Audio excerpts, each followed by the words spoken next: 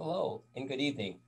My name is Matthew Newman. I'm the County Extension Department Head for Monmouth Rutgers Cooperative Extension Office, as well as the County 4-H Agent. Welcome to the fourth part in our four-part series of Bringing Home the Harvest. Tonight's session, session number 4, is a focus on fun for the whole family: pumpkins, gourds, and squash.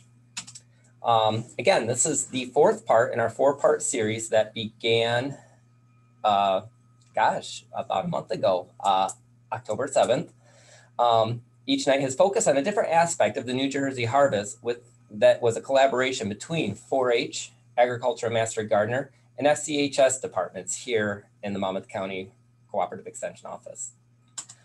We have an ambitious agenda here tonight. We're going to try and fit it all in. So first up, we're going to have a presentation from Diane Larson, our Monmouth County Horticulturalist, as well as our Rutgers Master Gardener Coordinator, called, and I'm going to probably mispronounce this, Crazy for Cucurbits. Next up, after that, we're going to have Pat Eisemann give us a presentation called Spiders Aren't Spooky. And Pat is the co-chair of the Monmouth Rutgers Cooperative Extension Office's Master Gardener School Committee. After that, Rose Farra, our Monmouth County 4-H Food and Fitness Ambassador, will lead us through a cooking and baking with the Autumn Harvest presentation. Rachel Tansey, our Monmouth County Senior Family and Community Health Sciences Extension Associate, will give us some nutrition information on the harvest. Our last presentation will be from our own 4-H program associate, Virginia Krzyzanowski, Bringing Home the Harvest, the 5 census, and then we'll have some concluding remarks as well as a poll at the end. So with that being said, I'm going to stop sharing my screen and I'm going to invite my colleague, Diane Larson. Diane, are you with us? I'm here, Matt. Hi, Diane. Hi. Let's see. Here we go. You're muted. Oh. Oh, actually, I'm muted. Try that now. All right. There we go. Let me try to share my screen.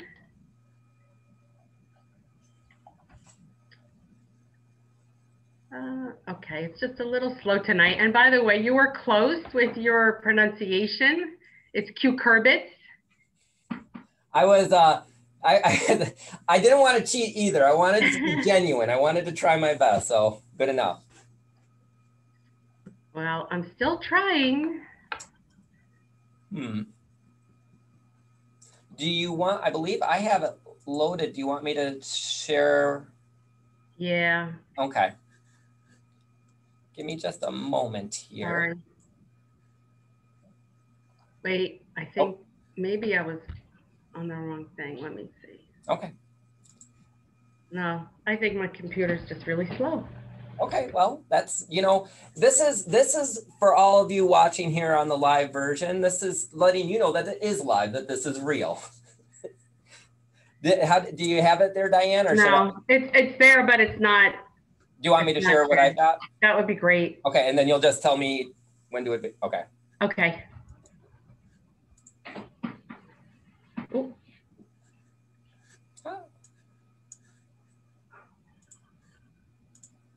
Okay, just go. Yeah, there you go. Slide 1. There you go. Okay, sorry about that. I'm glad I gave you my talk ahead of time.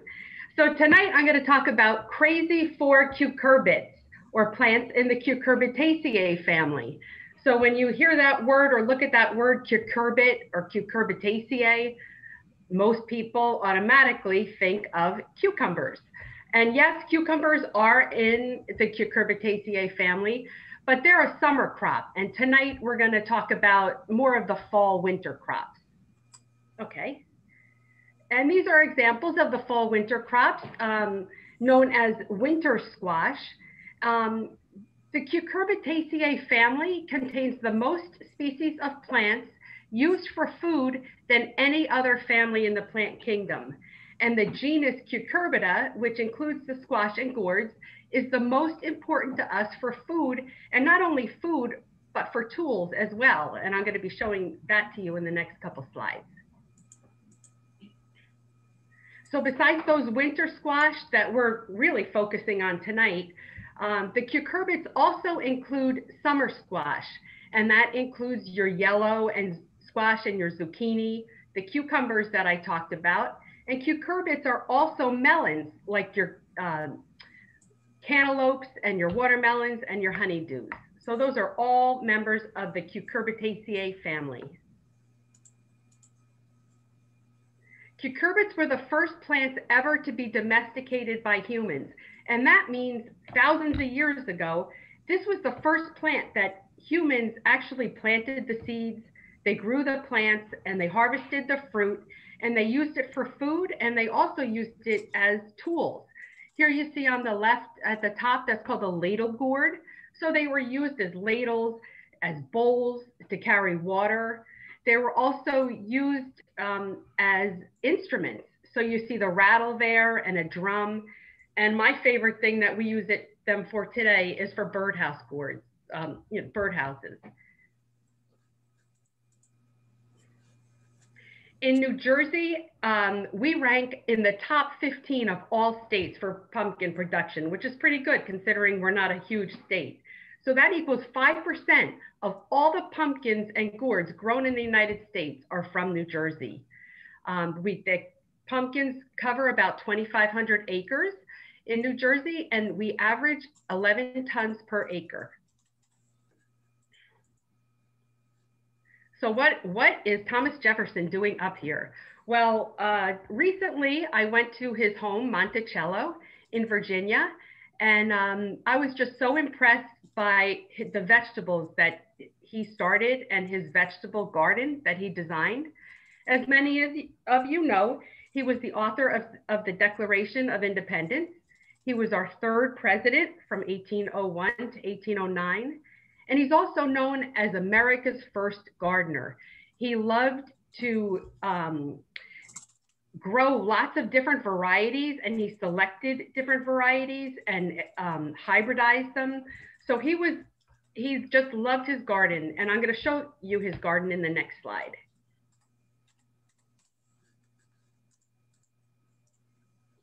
So on the right is the original plot for his garden. It's 1,000 feet long. And you could see he grew things intensively. On the left is just recently, that's all the cucurbits that are grown there. It's amazing because they did rely on that as a food source in the 1800s. So this is what it looks like today on the left, okay?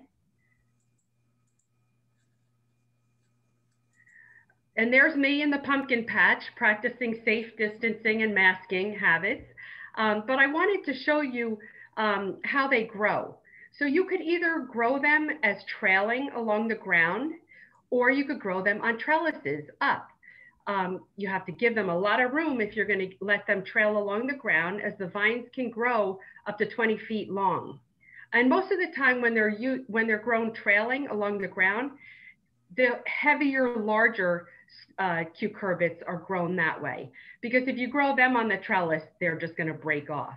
So a lot of times the gourds, this is a long gourd here on the right, grown on a teepee type trellis over at Monticello. Other things you should know when you grow cucurbits, the first thing really with any garden is you want to get your soil tested. Then you're going to know exactly what you need to fertilize and lime with and when. Cucurbits need full sun. They like a hot summer. They need heat. A very effective way of growing them is just direct sown in the ground. But you have to let that soil heat up really good, because 80 degrees is the temperature that they need to germinate at. So what a lot of people do is they create little mounds in the soil, and these mounds heat up faster than if you were to grow them in just rows along the ground. So that allows them to germinate faster. And in these hills, you want to plant about 5 to 6 seeds per hill. You want to plant them about 1 inch down, and you want to make sure to space those hills at least 5 feet apart. It's always helpful to mulch.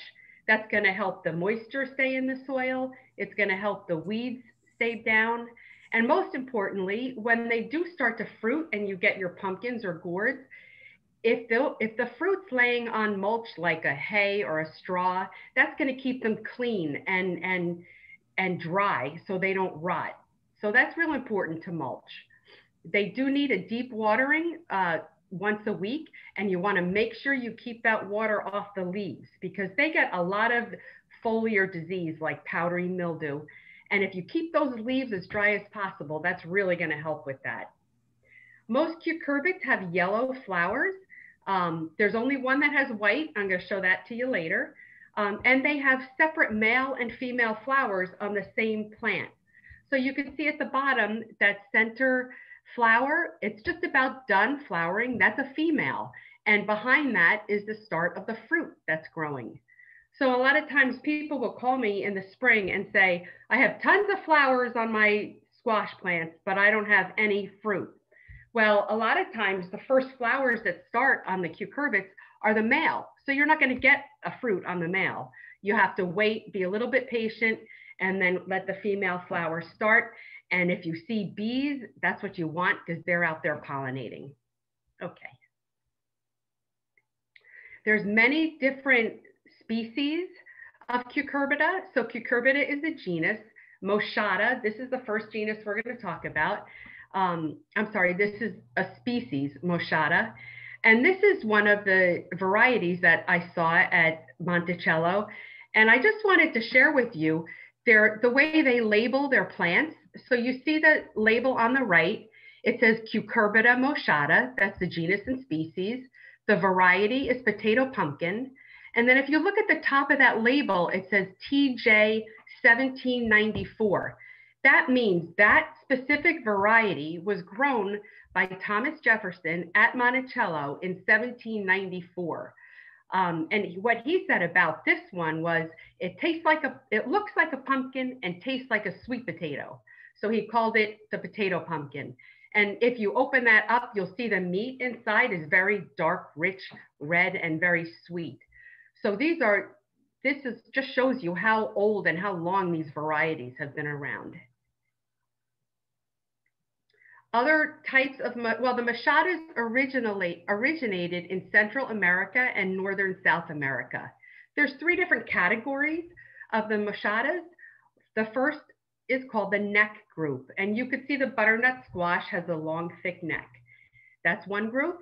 The second group is the cheese pumpkin, which you could see the Long Island cheese pumpkin on the right. Those are used a lot for baking.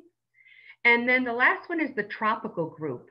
So the types that we grow in New Jersey can't grow in the South. It's just too hot there.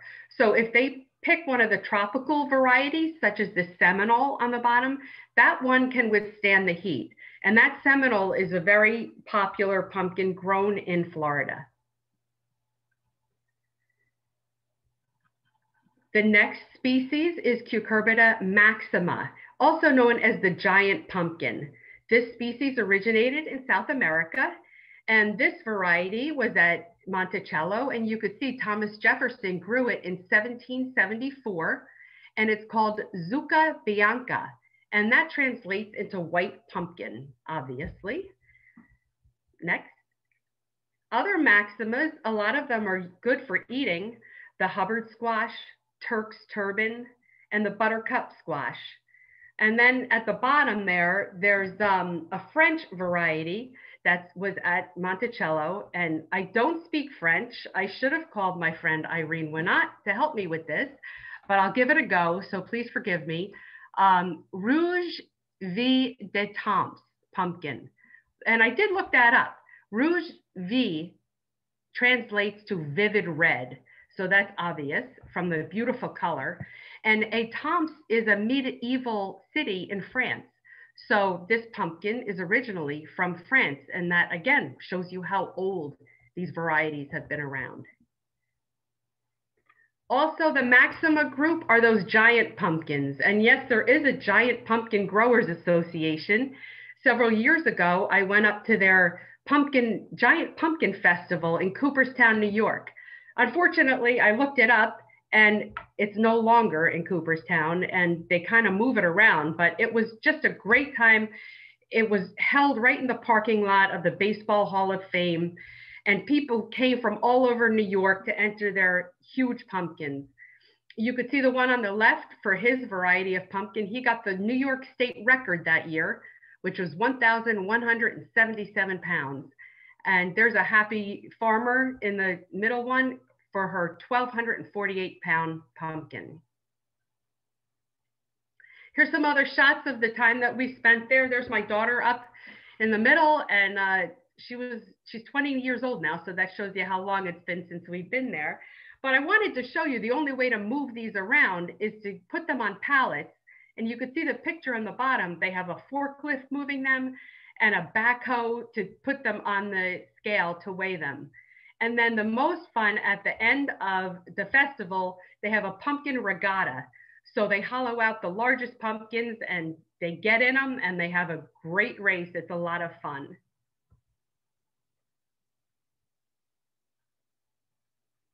Another species that we'll talk about is the peepos, Cucurbita peepo. These include gourds, and they also include just your regular everyday pumpkin that you're probably out either buying or picking one this weekend. This one, the spinning gourd, Cucurbita peepo, was at Monticello, and you could see that Thomas Jefferson grew this variety in 1809. So like I said, these are the regular field pumpkins, or the jack-o'-lantern pumpkins, and really the most common Halloween pumpkin that you think of. That's the Cucurbita peepo. There's other ones that are more edible in the winter squash family, and those are acorn squash, spaghetti squash, which is a lot of fun. If you've never cooked one, it really is fun. And the delicata squash, very delicious. And then also, it includes not only the winter squashes, it includes summer squash. So you have your patty pans, your crook neck yellows, your zucchini, and your straight neck yellows. Those are all Cucurbita peepos too. Then the last one I'm going to talk about is Lagenaria ciceraria. Now that you'll see, it doesn't say Cucurbita, because that's not the genus, but the Lagenaria is in the Cucurbitaceae family. This one is a long gourd, which originated in Africa. And you'll see this one was grown in Monticello in 1809. And if you grow them on a trellis, they stay very straight and very long. And that's kind of what you want. So this long gourd, another name for it is also cucuzza. And in Italian cooking, this is just almost a delicacy. It's so delicious. And I believe Italians pronounce it as gourds. And also the Lagenarias include those gooseneck or swan gourds, which are so pretty. You just want to put a couple eyes on it, a little bow tie, and just set it out in your front step. And also the calabash gourd, which is also called the bottle gourd. And those are the ones that are used a lot for birdhouses. So I hope I've piqued your interest in those crazy cucurbits, and just wanted to leave you with a little saying from the Old Farmer's Almanac: of autumn's wine, now drink your fill. The frost is on the pumpkin and the snow's on the hill. So let's hope that snow's not on the hill anytime very soon. But enjoy your night. Thank you. I hope you enjoyed it. And thank you, Diane. That was very informative. And, you know, this Bringing Home the Harvest series, this is number 4 of this, and it strikes me every night I'm learning something new. I didn't think that I'd get a crash course into French. And you know, we actually started tonight. We had some of our attendees like Juanita, so we were saying hello in like Spanish, and then you just also gave an Italian. So here's some Albanian too. So now we've got like 5 different languages here tonight. All right. Thank you very much, Diane. That was fantastic. Next up, we have our Rutgers Master Garden School Committee co-chairperson, Pat Eisemann, who's got a presentation called Spiders Aren't Spooky. So Pat is actually going to keep her camera off, but Pat, are you ready to share your presentation? I am. I hope that my computer is also ready. Well, if not, I got your back. I've also got your presentation loaded here. Okay, I have the presentation first slide up. Is it there? You may have it on yours, but it's not being shared yet. Okay, so do I need to do some magical trick? You should have an option if you scroll your mouse, and hi everyone, this is what we do when we're live. There should be a share screen option. Do you see it at the bottom of your computer? Not on this, but perhaps on, oh, there it is, share screen. Big green button. Okay. And then another thing's gonna pop up. There we go. Okay, great. Okay, so spiders. People are afraid of spiders. And I am hoping to convince people that that's not necessarily the case. And if you just observe them like anything else, you will find that they are actually pretty cool. So if you observe them and really, really look at them, you will find that they are not so spooky, that they are very cool, and that everything is beautiful in its own way. So remember Little Miss Muffet. Spiders are just hunting for a place to make a web to capture insects to eat. They are not after humans. So here's the little poem that we all learned as children. And she was sitting on a tuffet eating her curds and whey, which is cottage cheese. And when the spider came down and sat down beside her, he frightened Miss Muffet away. But she did not need to be afraid. And spiders are patient. They build their webs again and again and again. So here's a downspout for another nursery rhyme we all learned, the Eensy Weensy Spider.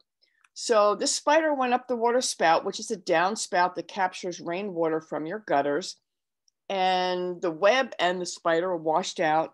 And when it dried up, he or she went back again and again and again. Spiders are amazing.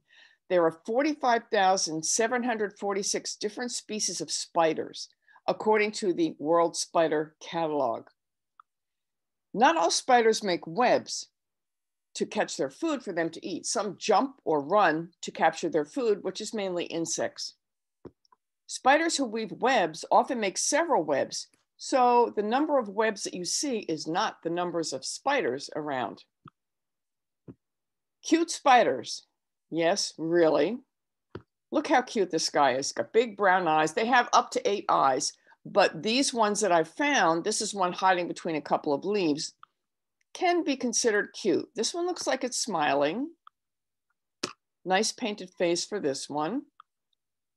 This one looks a little inquisitive, and this last one is my favorite. Please love me, I bringed you a fly, and he does look like he's pleading. Here are more examples of spider beauty. You can see they all have 8 legs. Some are designed to be 4 up and 4 down. Some have it in a circular pattern. There are beautiful colors. There are huge spiders. There are tiny spiders like the one on the end that can fit on your finger. So spider spinnerets, how they make silk. Inside their abdomen, spiders have a liquid made of watery proteins and special nozzle-like organs called spinnerets, which help spiders transform those watery proteins into silky strands. Spiders will eat their web, which is made of protein, so it is a food, when it has served its food-catching purpose to get a bit of energy. It is also a good backup meal in case they don't catch any bugs. Here's a close-up of the spider spinneret in its abdomen. You can see the silk coming out the back.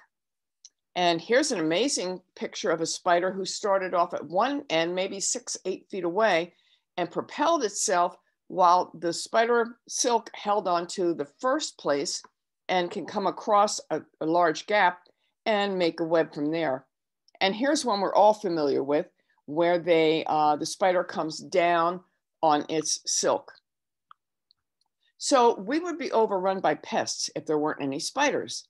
In our homes, they eat insects like roaches, earwigs, flies, moths, and mosquitoes. Outside, they eat insects that feed on our crops, like aphids and caterpillars. This allows farmers to grow more food, and the spiders only bite humans if they are disturbed, like if you sit on them by mistake. The venom can be used in medicines, and they are traditionally symbols of good luck. They have amazing things to offer to biomimicry research. And what is biomimicry? It's researching things in biology or nature and imitating its good ideas for the benefit of humans. Some examples are the cocklebur plant seed heads that led to the invention of Velcro, and that's what the picture is. The first photo is of the seed heads, and they have little hooks on them. And then there was a man who took his dog for a walk and had to pick these off the dog because they clung to the dog's fur. And he thought maybe we could do something with that. And of course, that became Velcro. One side is hooks, the other side is loops, and that has helped humans. Learning from termites how to create sustainable buildings. Climbing pads capable of supporting human weight are a mimic of the biomechanics of gecko feet. Some examples of spiders' contribution to biomimicry. Spider silk is super strong. It's being studied for many purposes, like ropes for rock climbing, building bridges, and other ways to help humans. Spider webs are being studied to see how they can contribute to architecture. And there's a bird-safe glass that was inspired by the reflectivity of spider webs. We have had a couple of cardinals who kept running into the glass because they thought it was the outside, they saw the reflection. So this would be very helpful for birds especially. Spider webs versus cobwebs. Spider webs are active traps for catching prey. They're made of silk. The silk is made of protein, and the webs are very sticky. When spider webs are created, they're hard to see. Over time, airborne dust will stick to the web strands. Once this happens, you can see a web, and the webs are no longer sticky, thus can't capture prey. So the spider will then abandon that web, and the web becomes called a cobweb. Here are a few examples of spider webs. The funnel web you can see on the ground in the dew in the morning, and it's shaped like a funnel. And insects will crawl into it and fall and get stuck in the bottom, and then they can't get out and they become prey for a spider. The orb web is what we usually see or think of when we see a spider web. And there's a sheet web and the cobweb that we just talked about. Here's Charlotte's web of the book describing Wilbur. Some pig, terrific, radiant. Although these aren't real, they were really fun in the book. And there's Charlotte with her barnyard friends. And Charlotte is a barn spider. There she is. Wilbur is watching Charlotte's spiderlings travel through the air, and there's a photograph of it. And what happens is spider babies climb to an exposed point, raise their abdomen to the sky, and then extrude strands of silk and float away. This behavior is called ballooning. Spiderlings are known to survive without food while traveling in air currents of jet streams for 25 days or longer. It turns out that Charlotte's egg sac held 514 of Charlotte's eggs.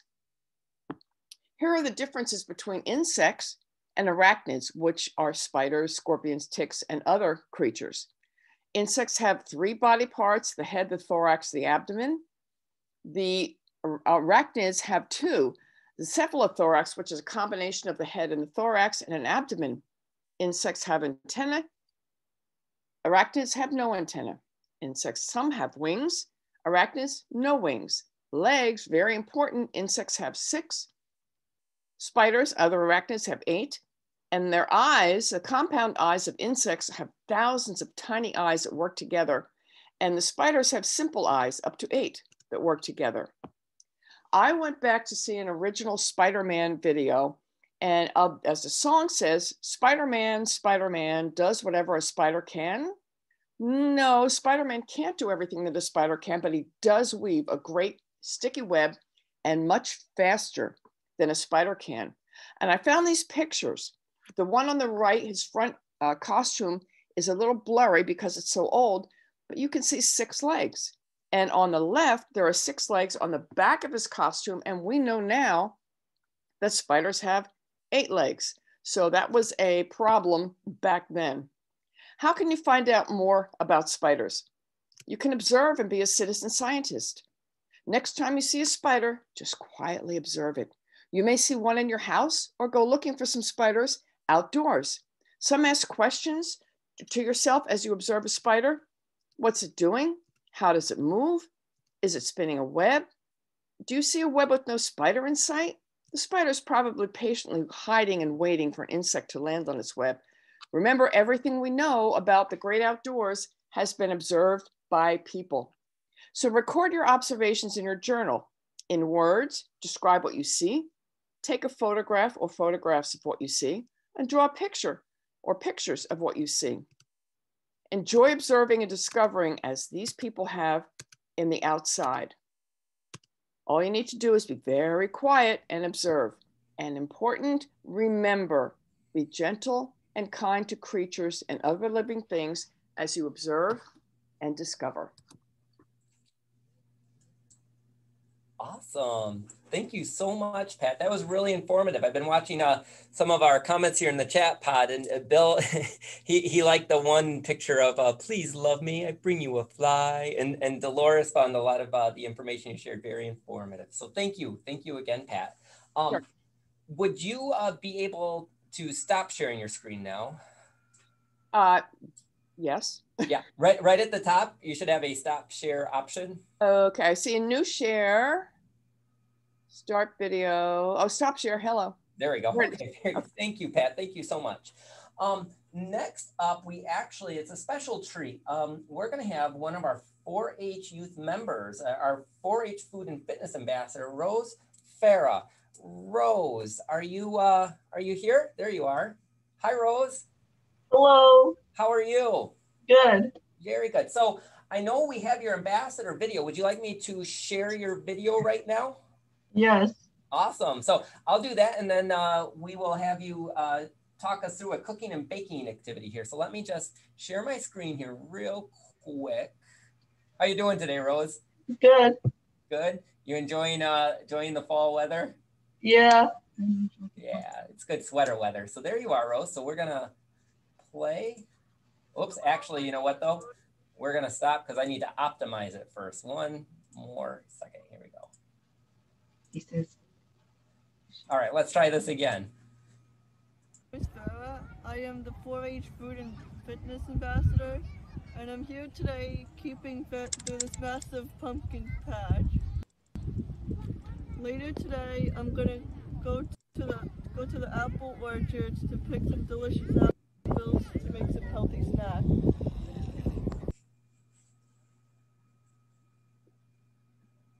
Oh, it's loading. Yeah, this is the fun. There you go. I'm gonna put on my mask.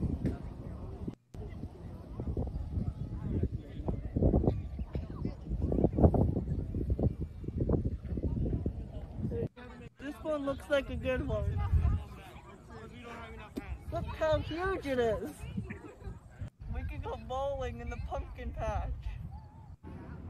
This is day 2 of fitness, and I'm here today at the apple orchard picking some nice, delicious Fuji apples.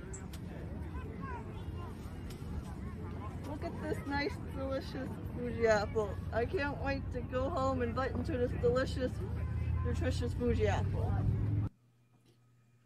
Now that I'm back home from apple picking, I'm gonna use the apples that were grown in Monmouth and some other fruits to make some healthy treats for the season.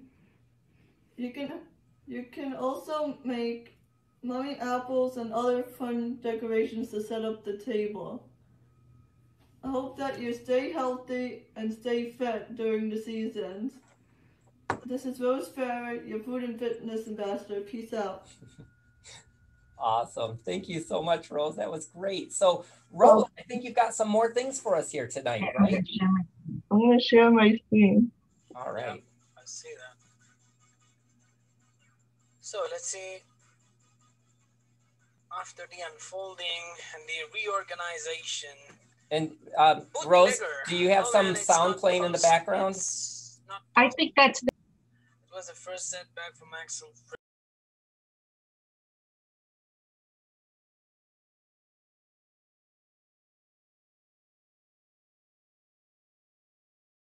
Sorry about that, Rose. That was me. Sorry about that. Wait, can you hear me now? Can you hear me now? We can hear you now. Sorry about that, Rose. It's okay. Okay. Hello, my name is Rose Farra. I've been in 4-H for 5 years, and I'm also the Food and Fitness Ambassador for 4-H, and I've also been a part of the Globe Taster Step Club. Today, I'll be showing you how to make delicious treats using the different pumpkins and squashes. First, I prepared my recipes. Then we have the Long Island cheese pumpkin. They call it a cheese pumpkin because it looks like a wheel of cheese. Next, we have the butternut squash, the heirloom pumpkin, the sugar pumpkin, and the plain old get ready to carve jack-o'-lantern pumpkin. This is how to make pumpkin pie with the Long Island cheese pumpkin. First, we cut open the pumpkin and cut it into 4ths. Next, we scooped out the seeds and put them in a large bowl.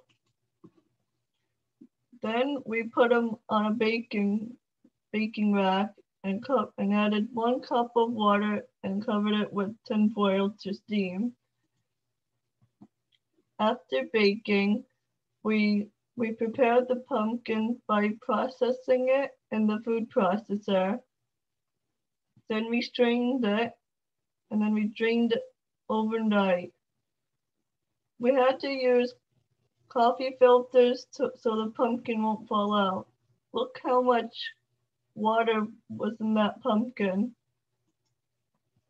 The pie filling ingredients we used were cinnamon, ginger, and cloves for the spices.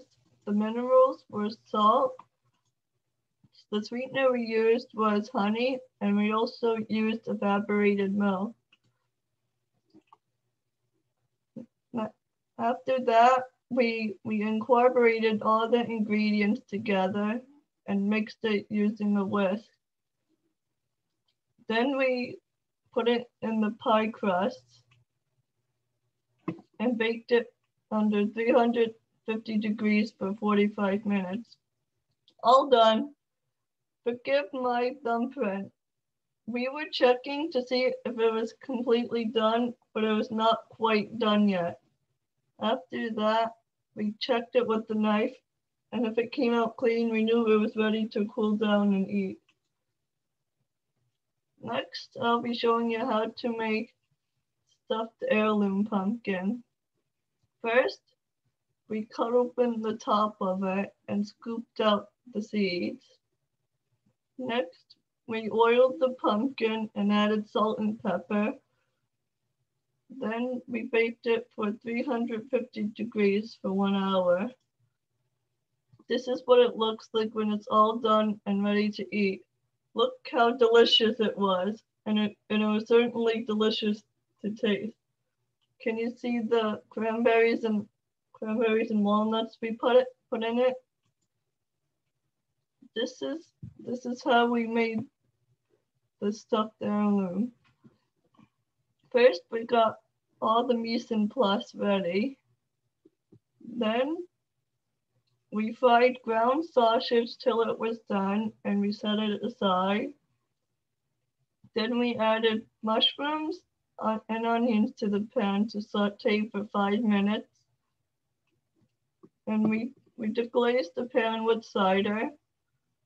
And we added nuts, thyme, and nutmeg, and we cooked down the liquid. When done, we mixed it with spinach, cranberries, and prepared wild rice. And the most important part was sharing it with my grandfather.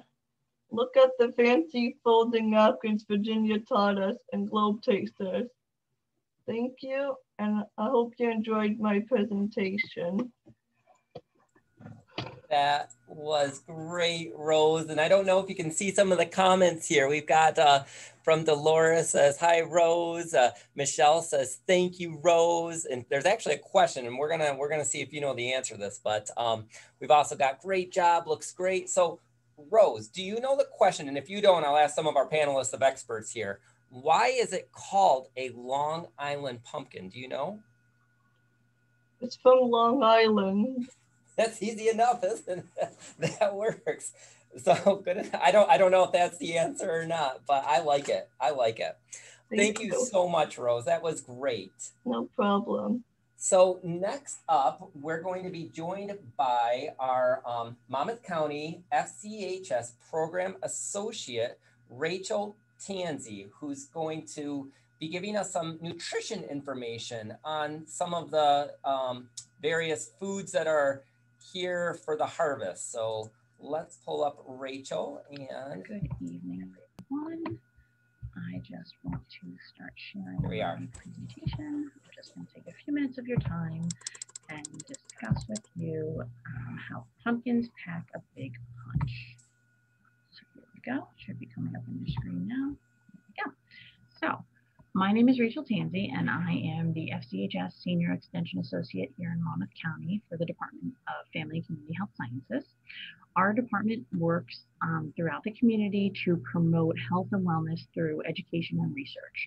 We often collaborate in many different areas and focus really on food, nutrition, and healthy lifestyles. We are always out in the community and the neighborhoods, really trying to help promote healthy families, schools, communities through leadership and collaborative efforts to foster a culture of health for the New Jersey residents and all. So here tonight, we're actually going to talk about pumpkins and how they pack a big punch.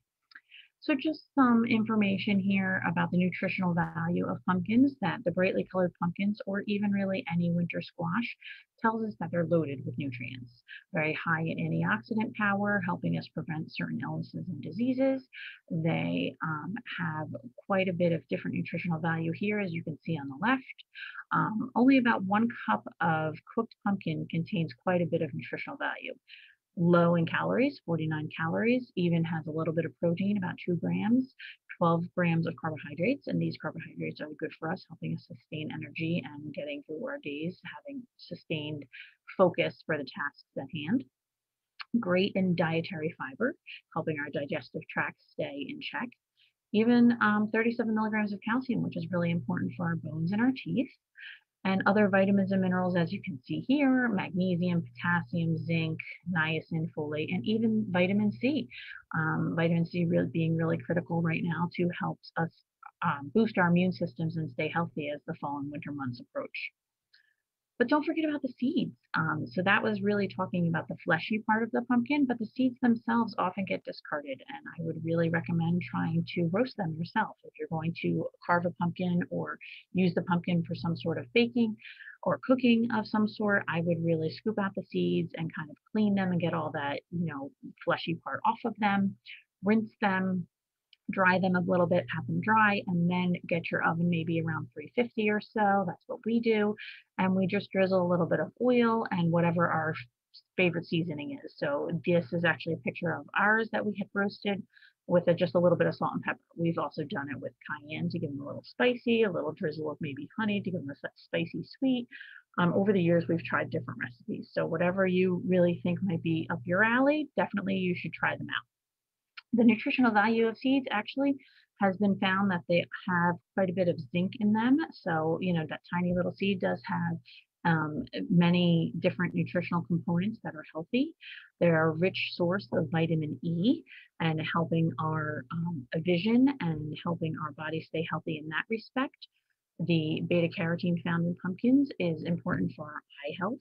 And that really helps us with, I call it a superpower, night vision. So if it's nighttime and the lights are out and you wake up in the middle of the night and you have to get up and walk and see, when you can see in the dark, that's actually because you have a good amount of this nutritional value in your system. So just some fun facts about pumpkins, canned versus fresh. Well, which is better? Honestly speaking, they're both very good for you. You're going to get many health benefits from both. 100% canned is maybe not quite as sweet as fresh would be. However, most of the times when we're using our canned pumpkin, we really are probably going to add some type of sweetener anyway, so that's really fine.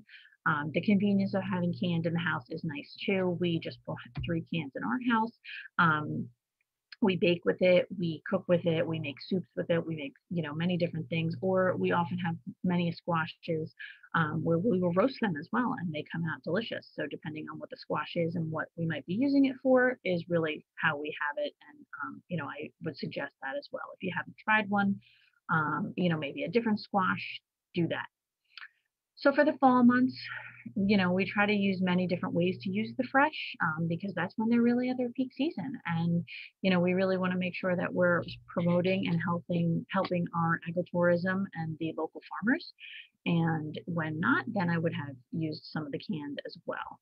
So really, if you want to add a little bit of extra nutrition to something, throw in a little pumpkin. I've made pumpkin brownies.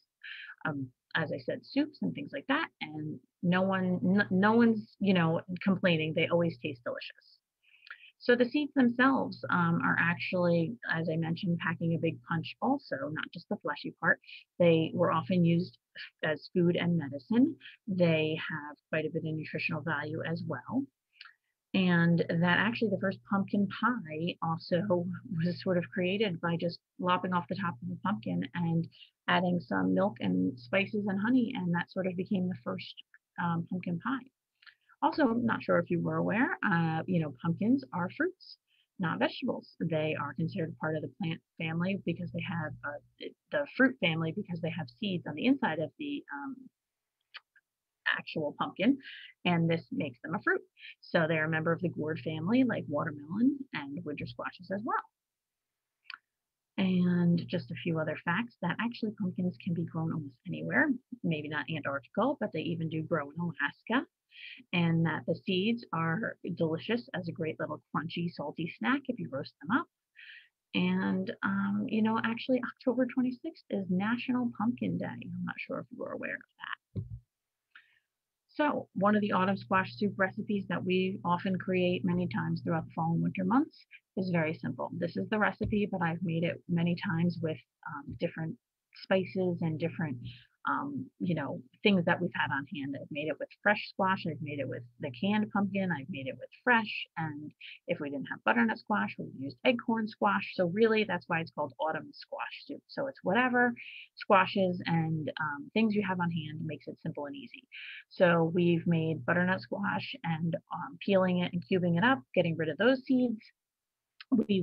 I've even done it where I bought the previously cut up and peeled squash to make it even easier. Roast that up with a little bit of olive oil, salt, and pepper. Once that's done roasting, putting it in a pot on top of the stove, adding your canned pumpkin, a little bit of apple cider or juice. I don't like to use cream or half and half even, so I often use either 2% milk or almond milk with the chicken broth to help give it a little creamier texture. And we'll sweeten it just a tad with some honey and maybe give it some spices like curry, cinnamon, things like that. Once it's all said and done in the pot, letting it sit for a while, I will use the immersion blender and sort of puree it all to give it a nice smooth consistency. And then we'll just garnish with some roasted pumpkin seeds on top. And it's delicious, wonderful on a cool day, and very nutritious. Another quick recipe would be quick pumpkin pudding. This is a real easy one. Kids would love it. Using the vanilla instant pudding mix, low-fat milk, little of the canned pumpkin puree, or if you made your own from a fresh pumpkin, that would be fine as well, and pumpkin pie spice. Mixing it together, refrigerating it, and serving it as is, maybe letting them dip with little, graham crackers or something like that. So the next thing I wanted to show you is how to use a pumpkin as a soup bowl. So I want to stop sharing this and then share my video.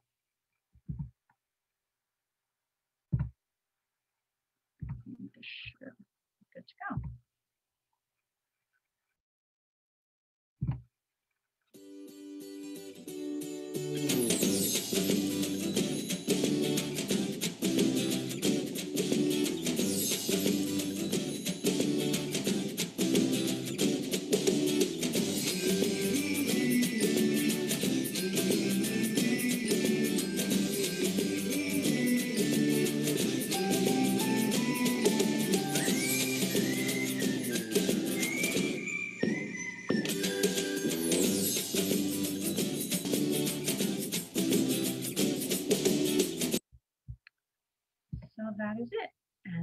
enjoyed it, learned a little something new today, and try a new variety of maybe different pumpkins or squashes that you've never tried before. Thank you. And thank you, Rachel. That was great. We are a little behind schedule here this evening, but not so bad. So we still have a few more things to go over here tonight. I would like to introduce our next presenter, my friend and colleague, Virginia Krzyzanowski. Virginia, are you with us? There you are. I am, here I am. Welcome. Oh, hold on, I'm in the middle of hugging my squash. What? I mean, my gourd, I love it. I love my gourds and my squash. And this night has inspired me to try so many new things that I learned this evening. Okay, I'm gonna share my screen and we're gonna keep our fingers crossed that I can get my PowerPoint to come up. Yay.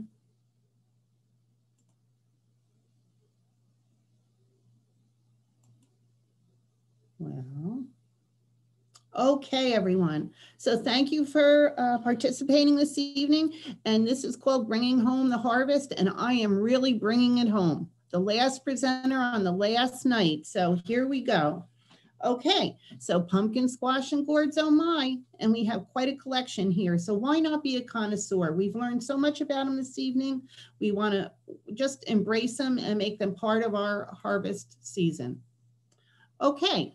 So I just thought you might be interested in seeing the biggest pumpkin and the smallest pumpkin in the world. The Guinness Book of World Records for the heaviest pumpkin came from a gentleman named Matthias from Belgium, and it was 2,624.6 pounds, an Atlantic giant pumpkin. You can see him there. Isn't that amazing? That's the biggest pumpkin. And then on the right-hand side is the smallest pumpkin, and the smallest pumpkin came out of Washington, and it's the size of a 50-cent piece, which to me is just amazing when you see how small that is. Okay, so now we're going to talk about squash and gourds, and what did they weigh in at? So if you look here, Janine, who is the giantvegiegardener.com, if you want to check her out, is pretty interesting. And this is a giant marrow zucchini that came in at 62 pounds. And when I'm doing horticulture with the kids at the county fair, I always tell them, you don't want to grow the biggest zucchini. You want a small, tender one, because they always bring me baseball bat-sized zucchinis. And here you go. She's proven me wrong. And then we have the giant green squash that came in at, it looks like 340 pounds. And then the long neck gourd, which Diane had talked about, that came in at 80 inches long. And then the giant pear gourd at 103 pounds. And I love that she loves them so much, she gives each one a name. And actually, they win, when Diane was talking about the giant pumpkin contest, they win thousands of dollars. I saw that one of the winners of one of those contests won over $8,000 for having the biggest gourd. So to the right, you're going to see the standard gourd collection now that we normally have. You can buy in the store. And to the left, these are more of the autumn gourds, or the winged gourds, they call them. So there's a lot of different varieties out now. Okay, so we're bringing it home, and I thought I'd share a little bit just on my block, just walking around in my neighborhood. These are some of the homes that are decorated for the holidays. And it can be as simple as, right here, we just have some corn on a mailbox, or you can go all the way out, and the picture on the lower right is a house that was just recently refurbished, and that is a brand new, they just put in place that old vintage mailbox with the old bicycle and did all that landscaping. I thought it was so interesting and creative, and it really catches your eye. And on the left, if you look, we have the little wooden barrel, the wheelbarrow that was purchased, and it has the straw with the ghost in it, and that is a cheese pumpkin. But if you look to the left, this is an old metal wheelbarrow, and it's filled with a variety of pumpkins and gourds and mum. And it's just interesting whether you go to the store or look in your basement or your shed, your barn, wherever, you can find interesting thing to have a more creative approach to decorating your house for the holidays. Okay, so I'd like to encourage you to think outside the box, but in this case, I actually thought inside the box. So this is a small display I put together for you to show you. If you look at the center picture, to the right in the center picture, that's actually an old milk box. And then the center part is an old wooden toolbox. And on the left, we have a crate. So you can find anything, just look around and look for things of interest. Over to the right here, these are some new designs, pumpkin designs, you know, cutouts, but also I created somewhat of a pumpkin patch right in my own yard. And then on the left, to make them a little more interesting, I used some natural elements such as the trunk of the tree, the piece of wood. And so normally we think of using the pots or the bushel baskets or even a regular basket, but really, you can use just about anything that's interesting and will attract someone's eye. Okay, so many cultures are now talking about forest bathing, they call it, or outdoor bathing. So I thought maybe we could do some backyard bathing. And you don't have to travel far, you can be right in your own yard. And you might find some things like these plants here, for example, if you look at the bottom, I have old blooms on the hydrangea, and then a brand new bloom came on, which made me laugh because they're still trying to survive the season. And if you look behind, I'm sure all the gardeners will notice all the branches that have been eaten by the deer. We spray, but they still manage to get some of them. But so you're going to have some natural beauty in your yard, and you want to look at your textures and your height, your color. So for example, this is celosia like coxcomb, and then behind it we have some grasses, and then there's arborvitae. So you're getting a lot of different textures and colors that can still be considered autumn colors. In the bottom here in the center, this is a crepe myrtle. It's a dwarf variety, it blooms white, but the beautiful varying autumn colors against the texture of the rock or the boulder is really quite stunning. And on the right, it's a picture of just some leaves in my backyard and also a path. And you can see I still have the ferns that are in bloom, but the different textures like the holly tree and just the Carolina allspice is yellow there. And this center picture on the top here shows really no blooms at all, but just the beauty of the different textures of even the evergreens, whether they're a blue-gray or a dark green or a lime green. So we're surrounded by beauty, and nature provides so much for us. And I think during this time that we should consider spending more time outdoors. And one of the easiest things you can do with young people, if you have kids, grandkids, friends that have children, is a pumpkin ring toss. All you need to do is get different size pumpkins or the same pumpkins and put them at a little bit different distance. You can use canning jar rings or any rings you have, and then the kids just throw them, and you can either decide if it might be 1 point, 2 point, or 3 points, depending on how hard it is to get the ring on the stem. But the key is to get really good stems on your pumpkin, and that's simple and easy to do. Okay, so maybe you're inspired and you have some artistic aspirations. And so instead of just carving a pumpkin, if you look here, there's so many different varieties and things that you can do by putting different pumpkins together and adding gourds to it. I thought the master gardeners would like these with flower. We have the regular flower arrangement and then a dried flowers glued onto the pumpkin. And also you can attach things. You can make a spider web or add knobs. You can paint them, decorate them. So get in touch with your inner artist and have some autumn fun with pumpkins and gourds. Okay, so now we're going to talk about the senses, and it's time for us to all do a little bit of guided imagery. So this is what I call a feast for your eyes. Your first sense is your sight. And so just the beauty of being in nature, whether you're in a pumpkin patch or walking on a trail with beautiful autumn leaves. It's cranberry time now. The bogs are being flooded and the cranberry vines are rising to the top for harvesting. It's nice to take a ride. And, you know, in South Jersey by White's Bog, there's beautiful, beautiful cranberry bogs that are lovely to see this time of year. And then again, the Native American corn, all the beautiful colors that you see, the different textures, and it just is a feast for your eyes. So now let's talk about sounds for the soul. Your second sense is your hearing. And so when you think of autumn, you think of those crickets chirping all night long, maybe sometimes in your basement or in your garage or even in your yard where they should be. And also on the left, we have the Canada geese, and we call them honkers in my house. They tend to fly from the Manasquan Reservoir right over our property to, unfortunately, one of the local farms where they love to eat the mum plants. But that's a sign of fall for us. And also on the bottom left is the dropping of acorns. That sounds remind us that fall is definitely here. And on the right, I live in a little neighborhood where you hear the raking of leaves and kids jumping in the leaves, people walking in the leaves, as well as at night, the sound of an owl hooting. All of those to me are signs of fall and very relaxing and beautiful sounds.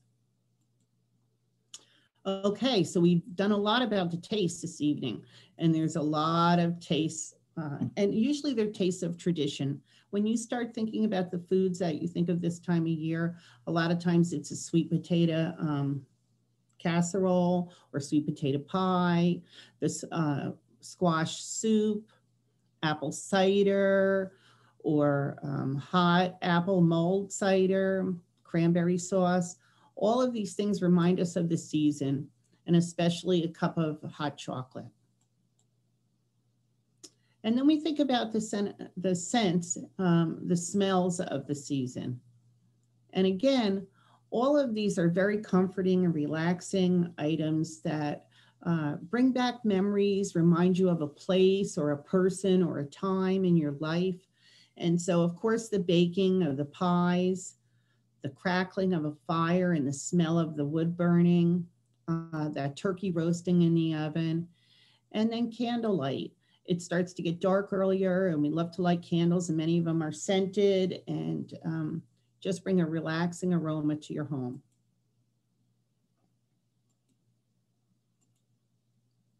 Okay, and finally, touch, the feeling of fall. And I encourage everybody to get out and hug a tree. You touch the bark and see what it feels like. This time of year when the trees lose their leaves, you can really appreciate them in a whole different way by looking at the pattern of their branches, the size of their trunk, the squirrels that are scurrying across them. And then again, the autumn breeze, the leaves rustling and the sounds of the branches rustling, the warm, cozy fire indoors, maybe snuggling up with a pet. Also your favorite blanket or sweater. It's sweater, I heard Matt say earlier, it's sweater weather. And sometimes I love unloading my autumn clothes and coming across that cashmere sweater that's just so soft and feels good. And I look forward to wearing it each year. And then again, the nice crisp air when it's cool out and you have that snap in the air and it just smells so good like fall. And so the science is clear. There are so many elements of nature that we respond to as humans. And research has shown that after 15 minutes in nature, our bodies respond. We have a decrease in blood pressure, a reduction in stress hormones. We have mood enhancement and a slower heart rate. So I encourage everyone to spend some time outdoors and look at there's beauty all around you. And what a great way, you don't have to travel, you can just step outside. It's relaxing. I find it to be spiritual to be in nature. And also it's healthy to be outside, even if you like or don't like the squirrels. So I just want to remind everybody that during this season, it's really important for everyone to stay safe and be well. So these are I'm going to call them my family of the corn. I have children, grandparents, everybody that want to remind you, don't be a turkey, to wear your mask, stay 6 feet away and be safe. So everybody here is doing their job to keep everyone healthy, and I hope that you will too. Thank you and have a good evening. Thank you, Virginia. That was wonderful. I could almost, when you were going through some of the senses there, I could almost smell the crispness of the season. And I mean, especially when you started talking about the baked goods, like I could almost smell cinnamon. It was great. Thank you. You're welcome. We're at our conclusion. We're actually a little over time, but there's a few final notes I'd like to go over here before we call it an evening. First of all, I would like to thank some of our donors. They donated some produce and some of the gourds and things that you would see throughout the series. So I'd like to take a special moment to thank Maple Leaf Farms and Dearborn Farms for their donations. I'm going to, as I go through some more appreciations here, I'm going to turn the poll on. So please, if you would take a moment to complete this poll, it should be on your screen now. There are 6 questions, so please take a moment to fill that out. It will help us with our data collection purposes. As you're doing that, I would like to thank the team here at the Rutgers Cooperative Extension Office of Monmouth County for everything they did to make this series become a reality. As far as we're aware, this is the first of its kind cross-departmental collaborative effort that's taken place on this virtual platform. So I would like to thank Bill Erickson, Diane Larson, Dennis McNamara, Douglas Zemeckis, Steve Redkey, Rachel Tansey, Sharice Porter, Kathy Van Schoten, Virginia Krasnowski, and Claudia Lammers for everything they do. And I mean, I think I speak on behalf of all of them when I say that we all wish that we could be doing these types of programs with all of you in person. But if we can't do that, this is probably the second next best thing. So I want to thank the team that I am so privileged to be able to work with. They're just an incredible crew. So I see we are at about 66% of people who are attending here this session that are working on the poll. So if you haven't done that, please take a moment to do that. If you have any questions, feel free. You can either put them in the chat box. We will take we'll take the questions as they come. There's also the Q&A feature right there. Otherwise, if you have done the quiz or done the poll, you don't have any more questions, we're done. It's been a joy. It's been a privilege to be able to spend these last 4 Wednesday nights with all of you. And we ourselves have enjoyed it, and we've heard such positive feedback. We're working on something in the future. So stay tuned for more. Thank you all. And I see some of the comments here. Thank you very much. Great comments. Thank you, Stella. Thank you, Anita. Everyone, this has been great. They've been some wonderful presentations. They've really been outstanding. If we can, we're at about 83%. So if you haven't done the poll, don't miss out. Great comments. Wonderful. So I think if there is nothing else, happy Halloween, everyone. Thank you, Nancy. I want all of you to be safe out there. And if you have anyone, speaking of 4-H, here's a shameless plug. We're doing a 4-H Halloween from home tomorrow. So if you know any young people that would like to participate in a virtual Halloween, email us. They do not have to be in 4-H to participate, though it does definitely have a 4-H focus. It's a great way to see what 4-H is all about, and we'd love to have them join us. So if you know any young person that might be interested, send us an email. We'll get them registered. The poll, Nancy, if you're on a cellular device, you might not see it. We've noticed there have been some issues. If you are logged in on something other than a laptop or a desktop, you might not see the poll. So I'm going to end the poll, and I'm going to end our program. Take care, everyone. Be safe and be kind. Be kind to yourself. Be kind to others. Have a nice night. Take care, everyone. Bye-bye.